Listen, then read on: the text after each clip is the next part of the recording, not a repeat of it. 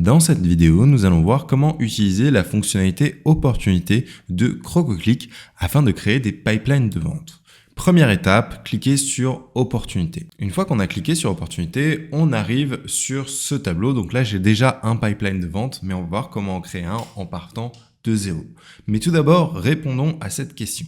Qu'est-ce que c'est un pipeline de vente? Concrètement, un pipeline de vente, c'est une représentation visuelle de l'avancement de vos prospects dans votre processus de vente. Par exemple, ici, sur ce pipeline de vente, j'ai mes prospects qui sont dans cette case, puis les gens qui ont manifesté un intérêt dans cette case, ensuite les rendez-vous réservés, les gens qui ont dit qu'ils n'étaient pas intéressés et les gens qui ont acheté. L'intérêt d'utiliser un pipeline de vente est bien sûr de pouvoir traquer chaque étape d'avancement d'un prospect pour éviter qu'un prospect ait par exemple réservé un rendez-vous et qu'on n'ait pas fait de follow-up, c'est-à-dire qu'on n'ait pas fait de suivi s'il est venu au rendez-vous et qu'il n'a pas acheté tout de suite, ou alors s'il n'est pas venu au rendez-vous, il serait bête de ne pas le relancer. C'est à ça que sert un pipeline de vente. Pour créer un pipeline de vente, il faut aller en haut dans Pipeline. Et une fois dans Pipeline, on peut cliquer sur Créer un nouveau pipeline. C'est là où on va pouvoir donner un nom, par exemple, vente de ma formation X, et on va pouvoir créer les étapes. La première étape sera peut-être à télécharger mon lead magnet, par exemple. C'est la première étape à effectuer. Je peux rajouter une autre étape, à prix rendez-vous. Et dans ce cas-là, on est dans un funnel classique qui est on télécharge le lead magnet, on envoie des mails ou on envoie sur une page avec le lead magnet et avec un bouton en dessous pour prendre rendez-vous. Et ensuite, on peut avoir l'étape à acheter ou à rejoindre ma formation ou mon programme.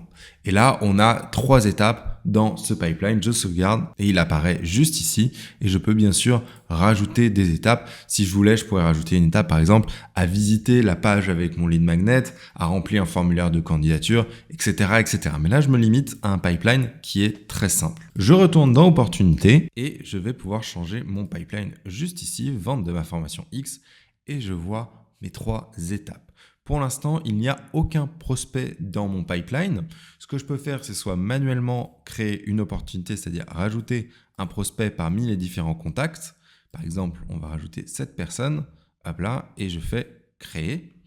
Et la personne est ajoutée manuellement dans mon pipeline. On la voit juste ici. Je peux d'ailleurs accéder à ces différentes informations. Et si je veux la bouger manuellement d'une étape de mon pipeline à une autre, il me suffit de faire glisser juste ici. Et si je veux avoir des statistiques, je peux la mettre dans gagner si la personne a acheté. Abandonner, c'est souvent si la personne ne donne plus signe de vie, ne répond plus à nos messages. En tout cas, la personne, on ne peut plus la contacter.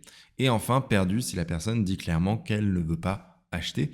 Et c'est un bon moyen d'avoir des statistiques puisqu'ensuite, avec les tris ici, on peut, par exemple, si je le mets dans, perdu, hop là, je mets une raison pour laquelle j'ai perdu, je peux créer une raison. On va confirmer sans raison. Et ensuite, la personne a disparu.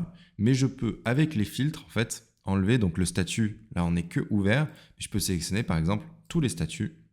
Je fais appliquer. Et là, je vais pouvoir voir la personne avec perdu et normalement la raison pour laquelle cette personne a été perdue, c'est-à-dire la raison pour laquelle elle n'a pas acheté.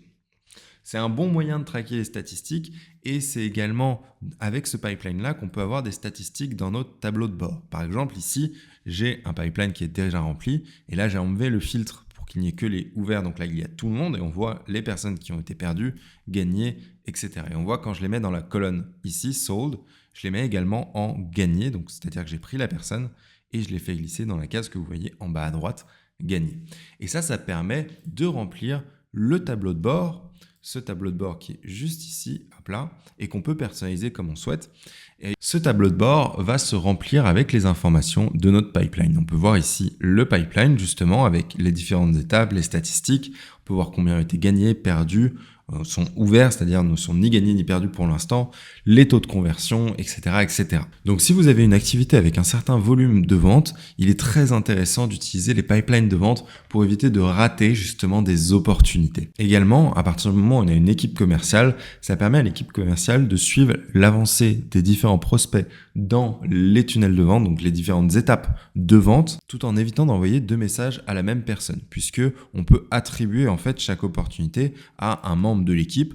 Et également, depuis cet espace, j'ai accès à toutes les actions rapides, voir les conversations, ajouter des tags, ajouter une note, ajouter une tâche et ajouter un rendez-vous directement depuis l'espace opportunité. Également, je voulais vous montrer cette nouvelle interface. Il est possible que par rapport à cette vidéo, l'espace d'opportunité ait changé. Par exemple, ici, je suis sur la nouvelle interface qu'on est en train de développer avec les filtres qui sont directement affichés ici, la possibilité de trier également en fonction de la date d'ajout, du nom ou de la valeur d'opportunité, et également la possibilité d'afficher sous forme de liste ce pipeline de vente. Si on n'aime pas le tableau Kanban, on peut également le voir sous forme de liste, ce qui permet d'avoir un aperçu des différentes opportunités en cours.